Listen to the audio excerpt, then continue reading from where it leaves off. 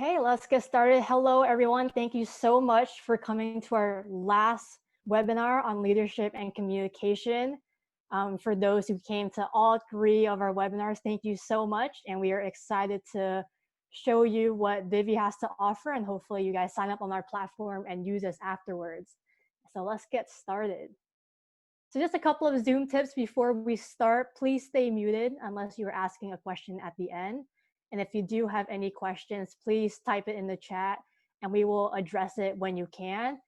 And for those who can turn their video on, we would love to see your faces, so please do so. And again, welcome everyone. Thank you all so much for coming. I am your host, Nadia Susanto, and I am the founder and CEO of Bivi. I'm a student at Carnegie Mellon studying business analytics and human-computer interaction. My partner is also on this call, and his name is Michael Lim, the CTO of Bivi. He is a student at the City University of Hong Kong studying computer science, and we are really excited to share with you all what we have been working on tirelessly over the past month. And so as a recap, I know I mentioned this the last 2 weeks also, but for those who are new, to introduce Bivi, we are an educational platform dedicated to bringing you top university students around the globe to teach and mentor younger students who are preparing for higher education, and to specifically help students find their academic and non-academic passions and skills. While we are in a group setting right now, we want to create a one-on-one and personalized connection as we understand that students move at their own pace, and we want to foster that genuine connection between the student and college mentor. And so why did we create this in the first place? Well, we as students understand the struggle, and getting into top global universities are challenging. These are the main keys to the college admissions process, each with a different percentage weight denoting the importance of each category. And as the college process around the globe is changing rapidly, we want to help students find these new skills and passions, especially now with test requirements taken away, like the ACT and SAT. The percent weight of a student's extracurriculars will drastically go up for at least the next year. However, we believe that test requirements beyond the coronavirus can stay to be optional or not required in the coming years. So if you really think about it, your essay is based on writing about a significant activity or passion in your life. And so once you take the 25% weight of the test scores, the importance of having a passion and strong extracurriculars is at least over 50% of the entire application. And now we are really excited to show you what we have been working on for Bivi. So we have officially launched our database of students. So of all the college students that are signed up on our platform, you are now able to sign up on our platform and see our whole list of experts and mentors. And we have filtered them by universities, and we will keep adding on students as we go on. But if you are interested in learning with the past 2 students from our webinars or looking at our other students on our platform, please go on our website, register, fill out your profile, and you can book a lesson and even chat with the different mentors and students now. So now it is my great honor to introduce our expert today, Laura Cubitt, who is a Cornell student, and she will be teaching about leadership and communication. She is also a varsity athlete and a member of Army ROTC. And I think this is great that we're learning about leadership today, especially with university admissions. Universities are always looking for leaders and people who are making an impact in the community and how they can impact the college itself. So hopefully you get inspired today, learn a thing or two. And Laura, thank you so much for joining us today. Go ahead and take it away. Thank you. Yeah, of course. Thank you for introducing me, Nadia. I'm really excited to be here talking with you guys today. So I'm going to be talking about leadership and communication.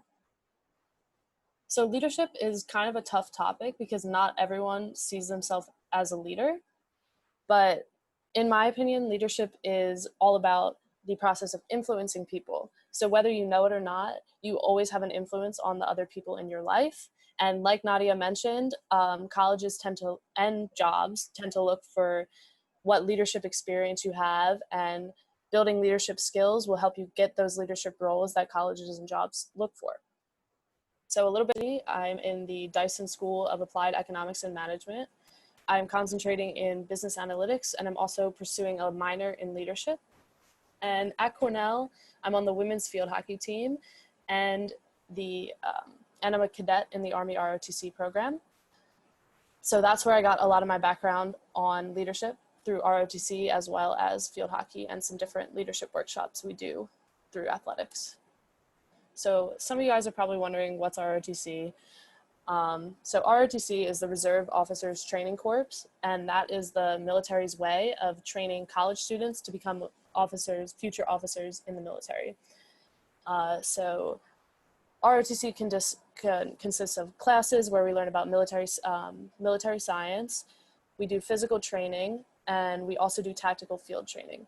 So physical training is, we wake up in the mornings before school, between 4 a.m. and 6 a.m., depending on the length of the workout. And it's just to get us in better shape and to meet the Army's standards for fitness. And then in tactical field training, we learn skills like navigation, Army formations, battle plans, and so on, to help prepare us as we become officers in the military. And in these situations, we're often put into leadership roles that we've not been into before, and sometimes you didn't have time to prepare for that. So I've learned a lot about being adaptive and how to use your team to help you be a better leader. And I will graduate college as a second lieutenant, which is the lowest ranking officer in the military, and I hope to branch in aviation and eventually fly helicopters. Right, so what we're going to go over today. We're going to talk a little bit more about my experience both in ROTC and athletics, and then we're going to go over the personality-based leadership, which is why we took the Myers-Briggs test, and we're going to talk about some of the strengths and weaknesses of each personality type as a leader. And then we're going to talk about a little bit about productive communication and the 4 different types of communication and how to be an assertive communicator. And then we're going to go over some key takeaways before I open it up for questions. And like Nadia said, feel free to write any questions in the chat box as we go along, and I'll monitor them and try to answer them as best I can.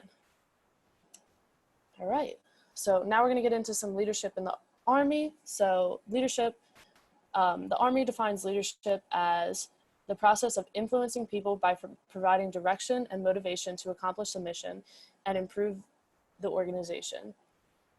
So you notice that not once in the definition did they mention that you had to be in a leadership role.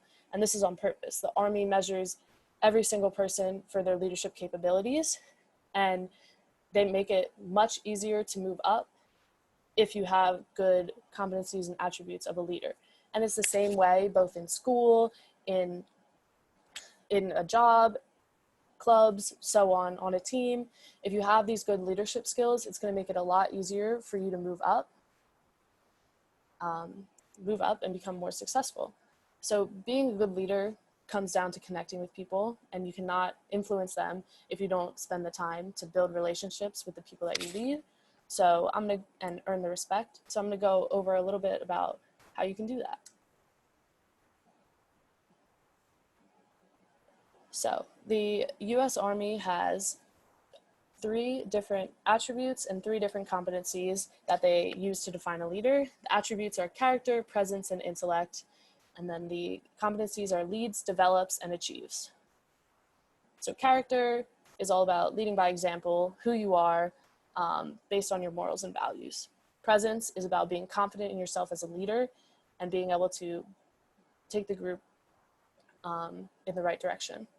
Intellect is all about your expertise, teaching yourself exactly what you're doing with Bivi right now, trying to learn and better yourself. So leads is about building trust and extending your influence. And you can do this by positive communication with your team. Develops is about creating that environment of constant improvement. So with develops, you want to be always developing yourself, and you always want to be pushing your team to develop themselves and creating opportunities for your team to develop themselves. And then achieves is the final end goal. So that's when you get to see all your hard work pay off, and by putting all these attributes and competencies into action. So why are we talking about leadership in the Army? So it doesn't, at face value, it doesn't really seem like it's applicable to everyone, but I think these leadership attributes and competencies, the presence, character, intellect, leads, develops, and achieves, apply all across the board, and they're a great way to measure any leader, and they're also a great way to evaluate yourself as a leader. You're like, how do I need to improve myself on how I lead? Do I need to help my team develop? So on. And so, where are we gonna go? Now we're gonna go into developing competencies. How we develop competencies. Character. So character is all about leading by example and how your morals and values show through as a leader.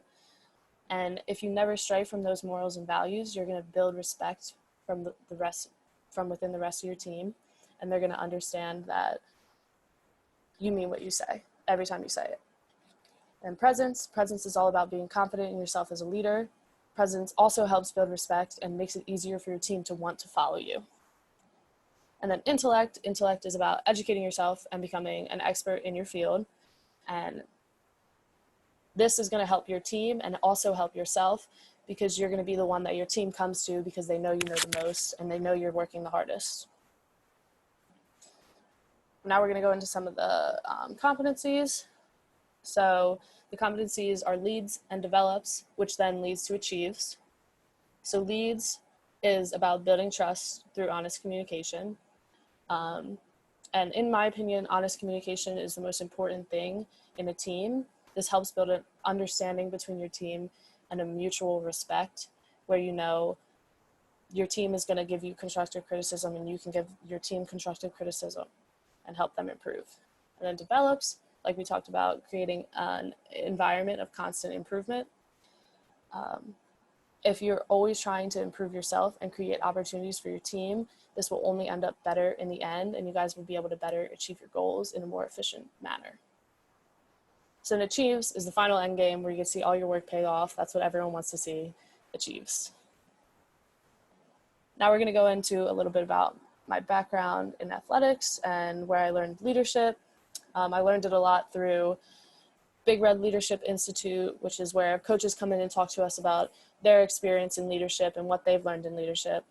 And then also Cornell Student Athlete Leadership Academy, which is we have a sports psychologist come and talk to us about some more of the psychology behind leadership and how to earn the respect from your team. First, I want to talk about the successful leadership pyramid. So on the bottom, this is the first part, this is the most important part, is leading by example. So this is very important because it builds respect and people see that you work hard, and they see that if they want to get to the top, they need to work just as hard, if not harder. And by putting this standard out, you're going to earn respect. You're going to earn respect from your team because they'll see that you're the hardest worker on the team.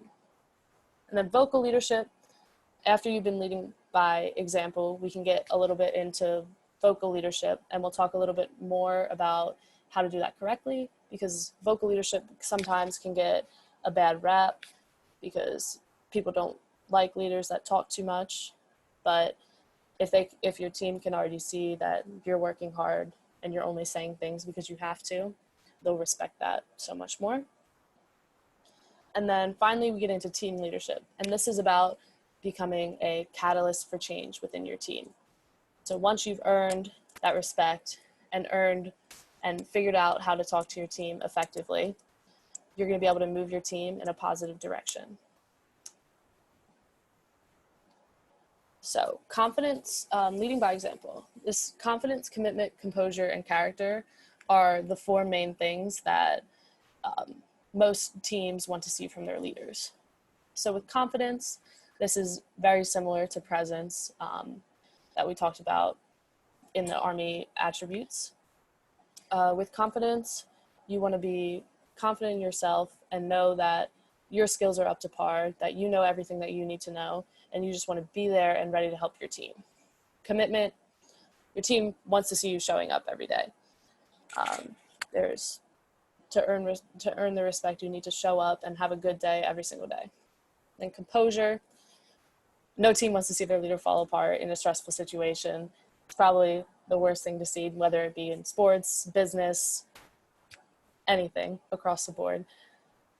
You need to have composure under those stressful situations and be a rock for the rest of your team and be able to move forward with the skills that you know you have. And then character, it's a lot about how you carry yourself and your morals and values again. So vocal leadership. So the most important thing with vocal leadership is that you need to listen first. Listening first helps you understand where your team is coming from, and it helps you understand what goals need to be set and how to motivate them each individually. So listening first can mean listening in a big group. It can mean listening to them individually. It doesn't even have to be talking about work or athletics or anything, but it can just be you guys hanging out, building that communication, building that trust. And then setting common goals. So a team should always be working for a common goal. A team isn't really a team if you're not all going the same way. So the great way to use vocal leadership is just to set goals so everyone knows the expectations, and that's very clear. And then how to motivate people and work together. So this one's a little interesting because each person is motivated differently and they would like to hear different things when they're playing or working. So that goes back to the listen first. You need to understand each one of your team's individual personalities and how to talk to them. All right, so this is a commitment continuum. This is a good way to evaluate how well you lead by example and also evaluate other people on how well they lead by example. So all the way on the left, we have resistant. So that's not the end you want to be on. And then all the way on the right, we have compelled. So resistant means that you're actively working against the common goal on the team. Sometimes these are people, especially in sports, that kind of just need to get off the team. But there's always hope that you can turn them around by listening to them and trying to figure out the root of the problems. So having those honest conversations with your team and having built that trust, hopefully you as a leader will be able to go and have that conversation and go and try to figure out why they're being so resistant. Reluctant, similar to resistant, but not as severe. They're just unsure about what they're doing, and maybe this is someone that you go to and you need to explain deeper why the goals that you're working towards, why they need to do the tedious work in order to get to the end goal. Existent, this is kind of in the middle. These people aren't actively working against you, but they're also not helping you towards your goal. They're kind of just there. And they can sometimes bring down the team, but not as much as resistant and reluctant bring down a team. And then we have compliant, kind of just do what you tell them to do. A lot of people end up falling in this category in athletics and in work as well. They just do what they're told to do, and they're not trying to constantly improve themselves, constantly look at the next steps. And then we have committed. So these people put in extra work. They're trying to improve. They're always thinking of new ideas. This is definitely someone that you want to have on your team, and you want to get these people to help you bring the rest of the team up. And then compelled, this is what we hope you are as a leader. We hope you're compelled to bring the rest of your team up, and the picture under that is a magnet.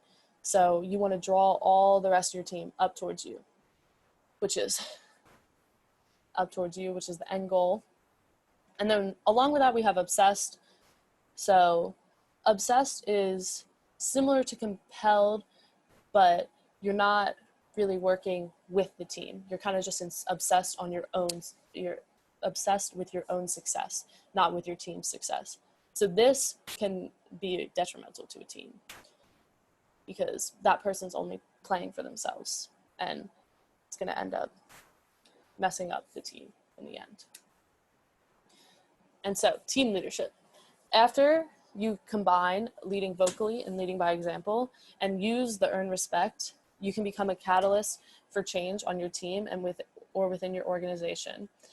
And this can help bring up a team and motivate them to be more efficient and focused on a common goal. This is what you want to be as a leader. And I don't think a lot of leaders reach this point. But to be effective, you need to have the leading by example and the effective vocal leadership. And you have to have those meaningful relations on your team and the respect of the rest of your team. All right, now we're going to get into the personality-based leadership. That's enough with my experience. Hopefully this will all be a little more applicable to you. So this is why you took the Myers-Briggs test. And could you all just raise your hands if you took the Myers-Briggs test, just so I can get an idea of who got to?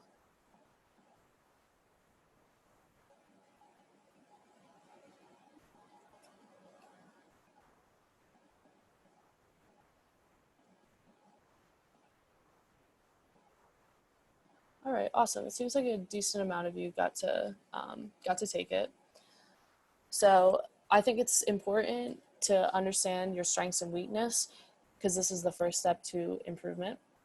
And then it's also important to understand the personalities of other people that you work with and how to work with them and hopefully be in a position to help them improve your team as a whole if you're not in that leadership position. So this is the personality that I got, INFJ. I believe the 16 personalities called it Advocate. And I'm going to run through these a little bit quickly because I'm sure a lot of people just want to pay attention to their own personality and the feedback that they get from that. So I don't want to bore you guys, but I will run through these. So the first one is INTJ, and that's the architect. And some of your strengths are delegating, rationality, persistence, strategy. Some of the struggles might be communicating your vision and emotional intelligence. And how to improve. So slowing down to connect with your team and have meaningful conversations with them to maintain their morale as you push towards your vision is very important, because sometimes they might not understand what your vision is. So, I also forgot to mention this at the beginning. The personality test is not always accurate, but I think it's important to evaluate yourself based on all the different personalities and see which one you believe fits you the most. So some of the strengths of the unconventional leader, which is the INTP, logician.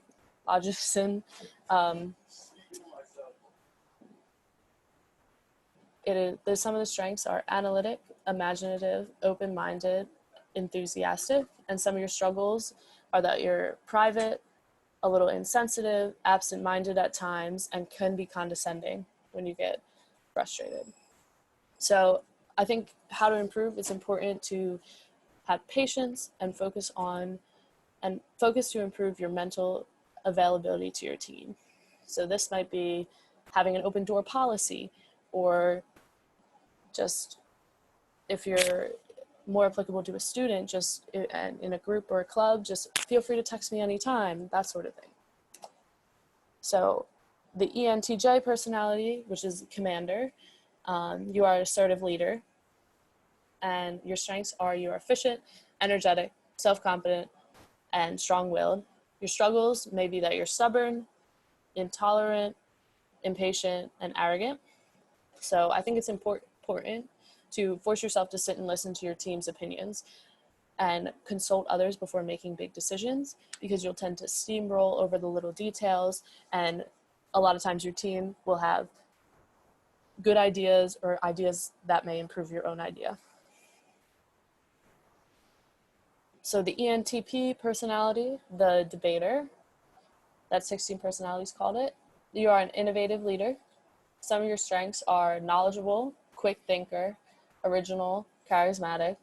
Struggles, intolerant, argumentative, insensitive, lack of focus. And how could you improve on some of these struggles? You could focus on the positives and communicating praise to boost morale. So if your team's not getting a lot of praise from you, that might be what they crave. And if you start giving that out at the appropriate times, that'll help your team want to keep going and work harder for you. So the INFJ, the advocate personality, you're a perceptive leader. Some of your strengths are that you're passionate, understanding, forward-thinking, and strategic. And some of your struggles are you're perfectionist, demanding, and you struggle receiving feedback. So how to improve? To deal with criticism, both giving it and receiving it in an objective way.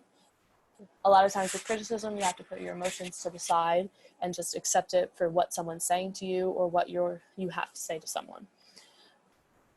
And I think that's how you can improve on that one. And the next one, the INFP personality, which is a mediator. You're a sincere leader. So some of your strengths are empathetic, passionate, caring, and you have strong morals. Some of your struggles are giving criticism, receiving criticism, prioritizing, and easily overwhelmed. So we talked about the criticism in the last one, so I'm going to move on to the prioritizing and easily overwhelmed. So how to improve that? This is something that I do because I definitely get easily overwhelmed. It's to keep a good planner. It could be weekly or daily, depending on how busy you are, and to manage your deadlines very well. So the ENFJ personality, protagonist, that 16 personalities called it. You're a passionate leader. So you're disciplined, understanding, motivational, organized, and you lead by example. And some of your struggles can be looking at things objectively, time management, having a clear vision, and you avoid criticism. So I think it's important as this type of leader to actively focus on being more logic in decision-making in complex situations, because a lot of times you let your emotions rule yourself. So this is similar to the last one, to two slides ago. You gotta put your emotions aside in some important decisions and look at the logic. So the ENFP personality, campaigner, you're an inspirational leader. Some of your strengths are imagination, passion, innovative, and you don't micromanage. Some of your struggles are prioritizing, you tend to overwork yourself, stamina, you lose interest with a long project or long goal, and details. So how to improve? Having detailed plans for long-term projects to avoid overworking. So this is something that I've recently learned is very useful, to have your detailed plans, have it step by step, so you can track your process every single day. All right, so the ISTJ personality, you're a logician and you're a detail-oriented leader. So some of your strengths are you're thoughtful, consistent, honest, and objective. And some of your struggles, you can get caught up in the details and you struggle with emotional intelligence. So how to improve? This is similar to the first one we talked about, to make efforts to connect with your team outside of work or school or your sport, etc., and to hear their ideas, to genuinely slow down and hear what they're saying. So the ESTJ, the executive, that 16 personalities called it, and you're a decisive leader. So some of your strengths are you're objective, efficient, fair, and you're great with collaboration. Some of your struggles, you tend to steamroll, micromanage, and you struggle being open-minded. So how to improve? Don't be afraid to delegate tasks and hear your team's ideas. This is also something that I personally struggle with delegating your tasks, because you like to micromanage, you struggle with delegating tasks and trusting your team. But as long as you have carefully picked your team and you know who's going to get the job done right, you'll be able to delegate effectively. So the ISFJ personality, you're a thoughtful leader. Some of your strengths is that you're committed, conscientious, you're great with teamwork, and you're detail-oriented. Some of your struggles are strategizing in the long term, avoiding confrontation, decision-making, and your long-term goals. So another way of how to improve this is a great way on how to improve on all of these, is to seek input from other people. Seek input on how to make your long-term plans and strategic decisions. So your team is very, very valuable in this. It goes back to ROTC, when I talked about getting thrown into leadership roles that maybe I wasn't prepared for. Your team can help you a lot through tough decisions. So the ESFJ personality, you're a generous leader. Some of your strengths is you're encouraging, hardworking, efficient, supportive. And some of your struggles, you struggle with looking at things logically, you're setting long-term goals and accepting criticism. And so how to improve, balance the need for harmony with a logic-driven process. So these type of leaders really prioritize having the whole team get along rather than looking at the logic of what needs to get done. So sometimes with big decisions and things that affect your team as a whole and your success, you're going to have to look more at the logic. So the ISFP personality, you're a sensitive leader, compassionate, unassuming, empathetic, have strong morals. And some of your struggles are following your rules and meeting deadlines, giving criticism, and creating strategic plans. So again, we talked about this earlier, taking an objective view on giving criticism, that you're helping your team by giving the criticism, and it's only going to hurt you if you don't give that criticism. So the ISTP personality, tactical leader, you're open-minded, realistic, effective, and you don't micromanage. Some things that you struggle with are teamwork, maintaining positive morale, and long-term goals. So how to improve, documenting your clear goals to work towards with the help of your team. So this is similar to what we talked about earlier, enlisting your team's help to help you get those goals down and track when you meet them to keep yourself motivated and keep your team positive. So the ESTP personality, fearless leader. Some of your strengths is you're effective, charismatic, problem solving, and strategic. Some of the struggles is that you're impatient, theoretical, persistent, you struggle with persistence, and struggle with long-term planning. So how to improve? Seek assistance from your team for long-range planning and stay focused by using a planner or a sheet with your goals on it. However, whatever works for you personally. So then the ESFP personality, charismatic leader. Some of your strengths are you're likable, inspiring, emotionally intelligent, and you lead by examples. And some of your struggles are you get overwhelmed, you struggle with big picture planning, and you struggle being objective. And so again, how to improve, break down your goals into smaller ones to avoid getting overwhelmed and getting off track.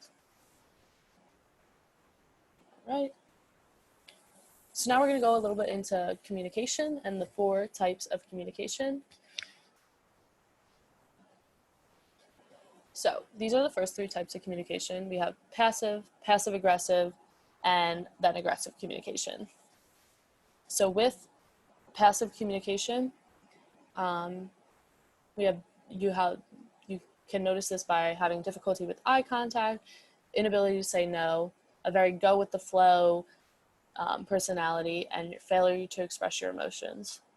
And something you might hear from someone with a passive communication is just, I just want to keep the peace, or it doesn't really matter that much.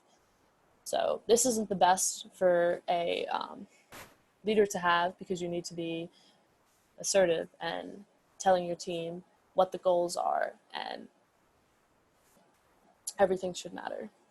So you're passive aggressive, you'll see a lot of sarcasm, facial expressions.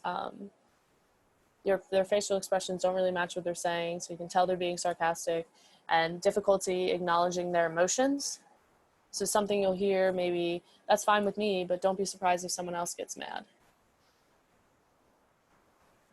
And then aggressive, you'll see people that talk over other people, they're poor listeners, they're controlling or demanding, they're highly critical or intimidating in their conversations. And this is where you'll see people just straight up blame you, tell you it's your fault, and are always very persistent about getting their way. So as a leader, you don't want to be any of these communication styles. And you will struggle to deal with people with these communication styles. And hopefully, especially once you get into the corporate world, as a leader, communication workshops are awesome. And just by you having a positive communication, you can hopefully influence others to have a positive communication. And so what you want to be: assertive. This type of communication shows the ability for you to express your desires or needs with confidence. You encourage balanced conversation where both people can talk, and you're making good eye contact. So how to be assertive: listen when you're not speaking. So let the rest of your team be heard. Don't try to talk over them and have that aggressive personality. And then you want to change some of your verbs. So change your verbs to I will do this, I want to do this, or I could do this, instead of I need to do this, I choose to do this, I have to do this. So this is just a way to show that you want to be doing what you're doing and have a positive influence on the rest of your team. And so the next one: own your emotions and opinions by using I statements. So instead of like passive aggressive, you don't want to be, oh, I'm fine with it, but other people are going to get mad. You can be like, I'm frustrated with this because X, Y, and Z. So that'll help you solve the problems right away instead of pushing it off and creating more problems down the road. And you also want to maintain eye contact, so the person that you're talking to knows you're paying attention. General respect to maintain eye contact, and the other person feels like they're being heard. You also want to express your needs and desires with confidence. So you don't want to be afraid to say what you need to say, like a passive communicator. If it helps you before going into a conversation, write down your ideas and just force yourself to say them. And start with small conversations, and then you can work up to bigger full team conversations. So the last thing: repeat yourself if you do not feel heard. So a lot of aggressive communicators, passive aggressive communicators, they'll just ignore what you say. So if you don't feel like you're being heard, respectfully repeat yourself. Not being pushy, just repeating, so you know you're heard. And so how to get better: you need to actively practice these in everyday conversations if you want to get better.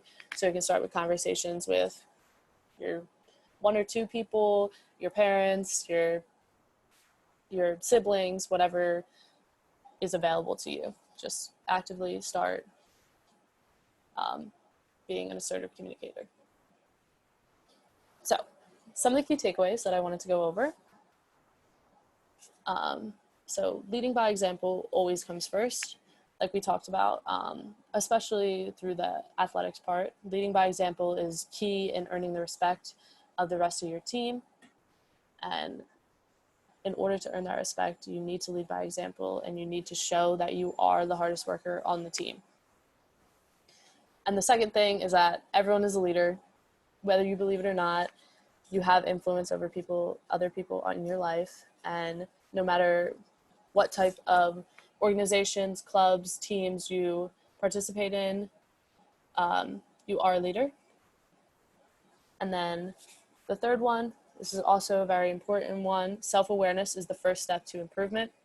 So going over some of the personality leadership styles, it's important to understand what your strengths are and what your weaknesses are, and not only play to your strengths, but also address your weaknesses and actively try to improve yourself. And it's the same way going through your communication. Understand that no one's a perfect communicator.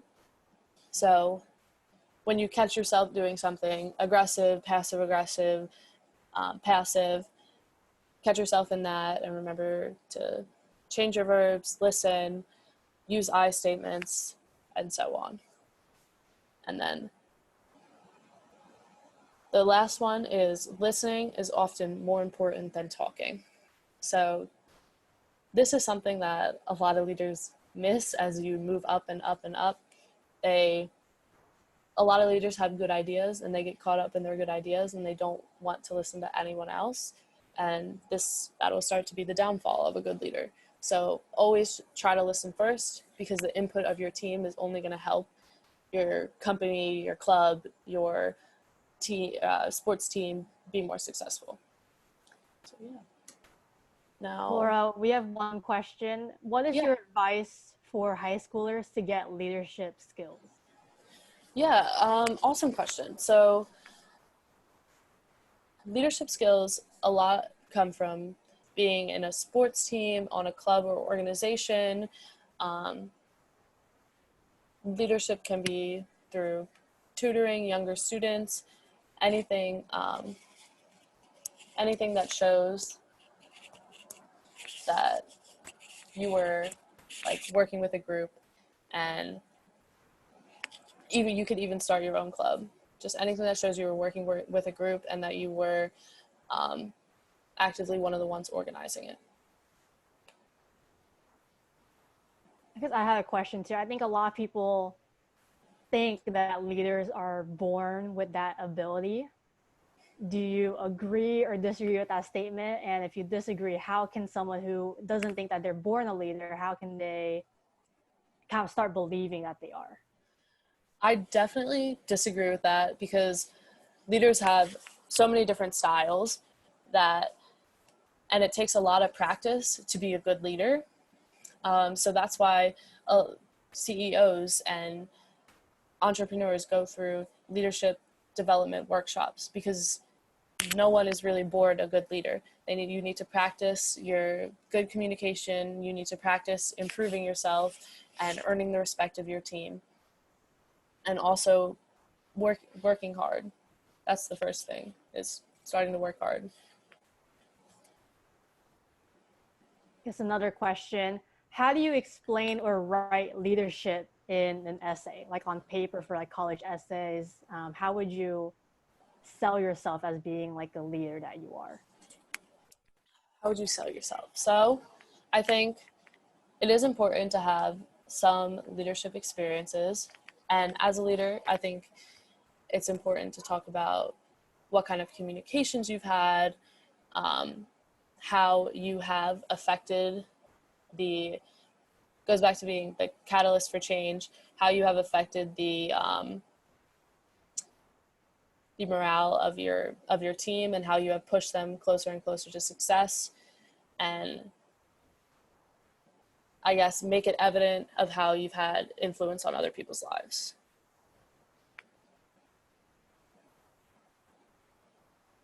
Does anyone else have any other questions for Laura? It can be about Cornell also, Army ROTC, or anything else.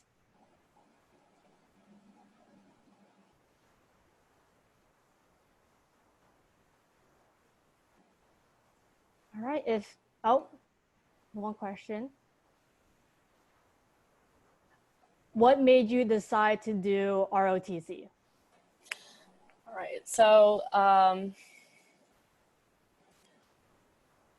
well, as a young kid, I've always had kind of been drawn to thrills like roller coasters, like jumping off cliffs into the water, so on. And I've always really wanted to be a pilot. And I learned about ROTC. Well, I've always known about ROTC because a lot of my family has been in the Army. My grandfather's been in the Army. My uncle has been in the Army. And my brother is in the Army as well. So the more I thought about it, I was like, flying helicopters would be awesome, because that would satisfy my itch to do something a little crazy. So that's when I joined ROTC, and I wasn't really sure about it at first, but the more I did it, the more I learned how valuable the experience was, and how much I was learning about myself, and how much I was also exposed to different people. We have more questions. So one person asked, how do you think it is easier to practice these skills to make them habits? So, like I talked about, especially with the communication skills, you just want to practice them in everyday conversations, and then maybe you can give yourself an evaluation afterwards. How did I do using my active verbs? How did I do using I statements instead of blaming? And how did I do listening and actively listening and responding to the things that people said? Give yourself a sort of rating, and then you can write it down, keep track of what you did. And the same thing goes with leadership. When you're put in a leadership role, you could use even the Army competencies and attributes, or any other way that you want to evaluate yourself. So keep evaluating yourself, and then set goals for the next time. So then you keep improving, and eventually that just becomes the way that you act and your habit. We have another question. How did you write your college essay on leadership? Did you give examples, or did you explain the impact of your leadership? So I more tried to explain the impact of my leadership.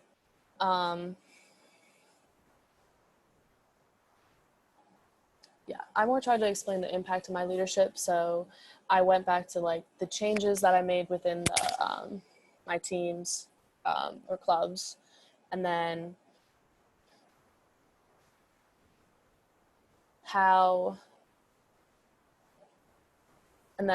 I included the things that I learned also about myself as I was put in these leadership roles.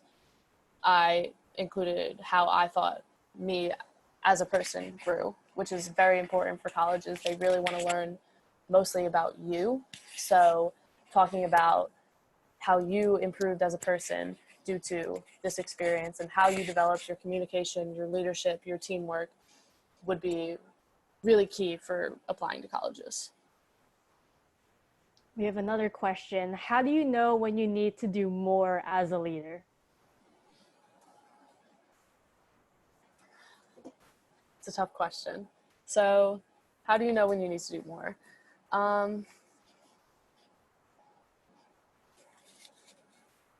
Well, I think as a leader, the first thing is to develop those relationships with your teammates. And then honestly, if you're not doing enough and you have those honest relationships, then your teammates will tell you what's going on, or they will make comments about it, and then you'll know, like, oh, maybe I need to change this. And also, if you're not sure, and you should start trying to build those close relationships with your team, and then feel free to ask them, because that's where the honest communication should come both ways. It's that mutual respect where your team knows that they can give you criticism, where you know you can give your team criticism, because that brings everyone up as a whole. So don't be afraid to ask. To go off of that question, so you talk about having the right teammates to kind of lift you up also. For people who are kind of still finding their friend group, what kind of advice can you give to them on finding the right people who would be doing that to them? Sure. I mean, a lot of times you already are with the right people. It's all about, they're the ones that are scared to talk first. So if you start having that communication with your team, and having those honest conversations, and talking about what you're not sure about or what you've noticed, they will probably start to reciprocate that. Awesome, thank you. Does anyone else have any other questions? Anyone else? So if not, so thank you so much, Laura, for joining us today. So for those who came a little bit late, I just want to update you all on what we have been developing over the past month. So now if you sign up on our platform, you can now see our database of experts who are our college students who are able to teach you. So you can chat with them, get to know more about them, and you can also book a lesson with them.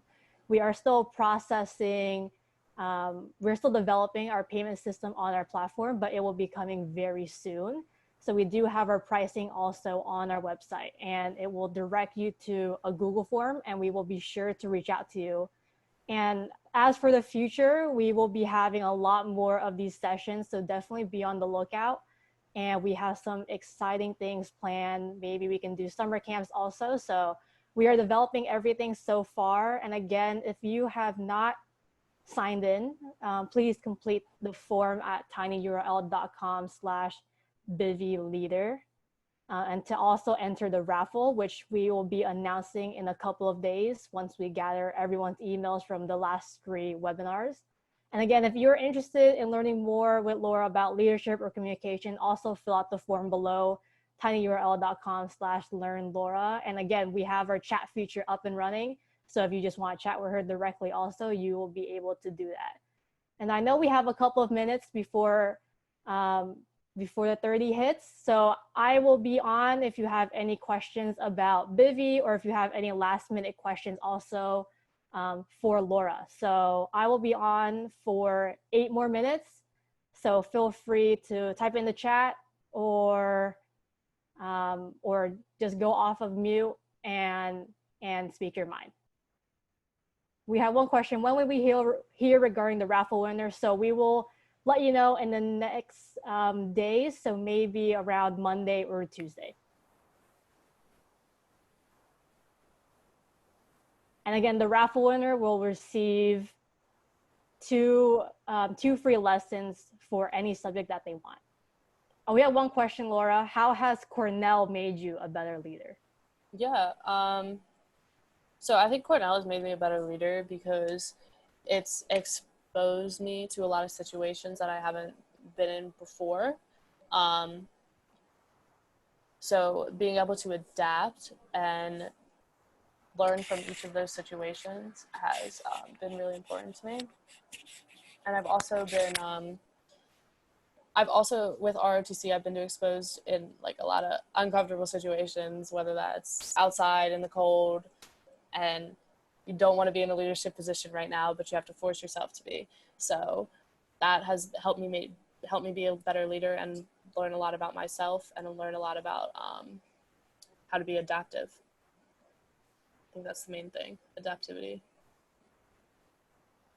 We have a question for Bivi. Are you going to have more webinars? And the answer is yes, definitely, especially since we are in early development, but because of your interest, it has definitely have given us the confidence that we needed to go on with this project. And we are really excited to get more college students on board, representing different universities all around the world. So we will definitely keep you updated on our next webinar series.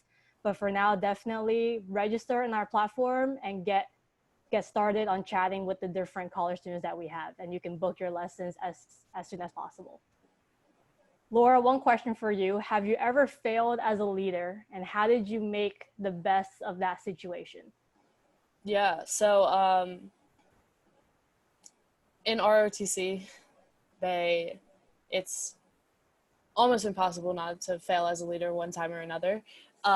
So we were out in the field and I was leading a few of our squads through a training exercise, and I led them to the wrong coordinates, and that was in view of our enemy. So how did I make the best of the situation? As soon as I realized what had happened, I tried to inform my team as quick as possible. So I called in how ROTC is set up is you have one main squad leader, and then you have individual team leaders. So I called in all my team leaders and was like, I made this mistake. This is the plan. We're going to fall back, and then we're going to set up our defenses here. So just acting, I guess, how did I make the best of the situation? It was acting quickly and acting with a decisive action of there's no time to talk now. This is what we need to do, and this is how it's going to get done. Go tell the rest of your teams. Yeah.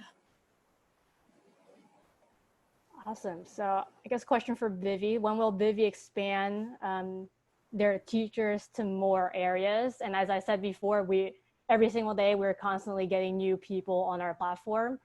and we will definitely expand to different universities and different subjects as well. We will have video game development, and we will have different subjects around that area as well. So also with the survey, with the attendance form, you can tell us also what subjects you want to learn from us, and so we will try our best to find those students also to be on our platform.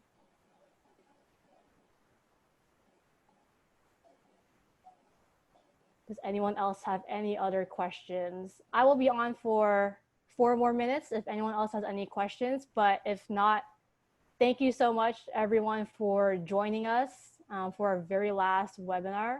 We will definitely have more in the future, so definitely be on the lookout. And we are really excited to continue with Bivi and grow the platform.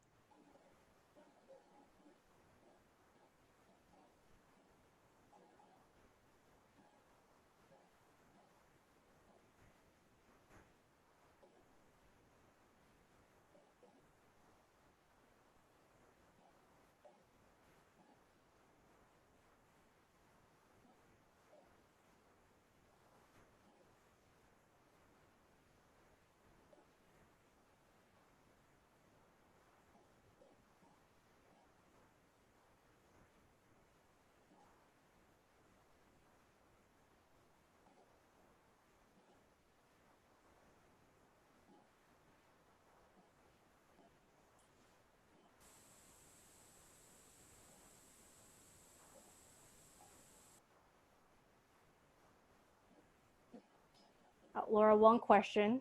Do you have to go to ROTC to go to Cornell? No, definitely not.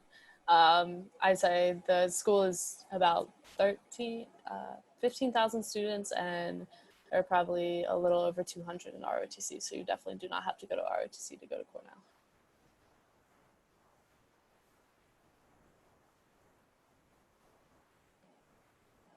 We have one question from the last webinar, and so one person asked, what days and what times are the Minecraft architecture and business classes are? So for everyone interested in learning more about Minecraft building with our expert from last week, we are still working on the times that we can have it, because he is a very busy man running his company.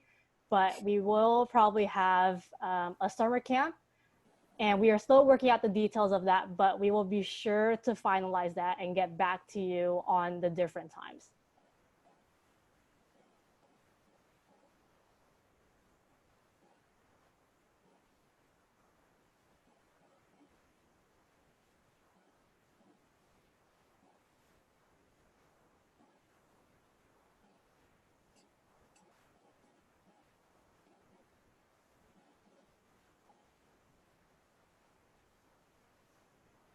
All right, anyone else have any last minute questions? And stay on for 1 more minute.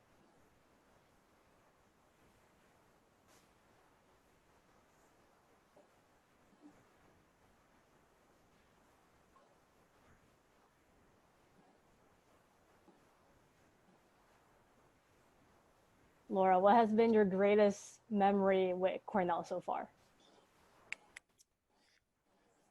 My greatest memory with Cornell so far. So I have to go with an athletics memory. So when in field hockey in this past fall, we played Syracuse, who was, I think they were ranked number 3. And at the time we were ranked in the 60s, and we beat them in overtime. So that was probably one of the most exciting memories from the last year.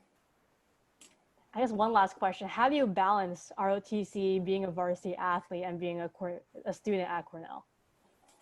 Yeah, so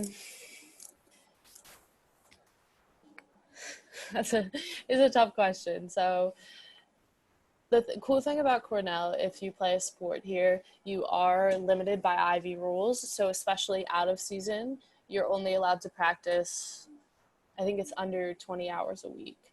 So that really helps me out with managing my time in the spring. So and then that's also that's my off season. So then I'll focus a lot more on ROTC in school in the spring and put more of my credits in that. And then when I'm in the fall, I'll take less credits and I'll focus ROTC and field hockey a little more. Awesome. All right. Thank you so much, everyone. We will be ending the call now. But again, thank you for coming to our last webinar. And for those who attended the other webinars, thank you so much. Definitely go on our website, bivi.us, for more information. And we are developing the platform every single day. And so we will have new features coming up. So be on the lookout for big things. Thank you again, Laura, for joining us. Thank you, everyone.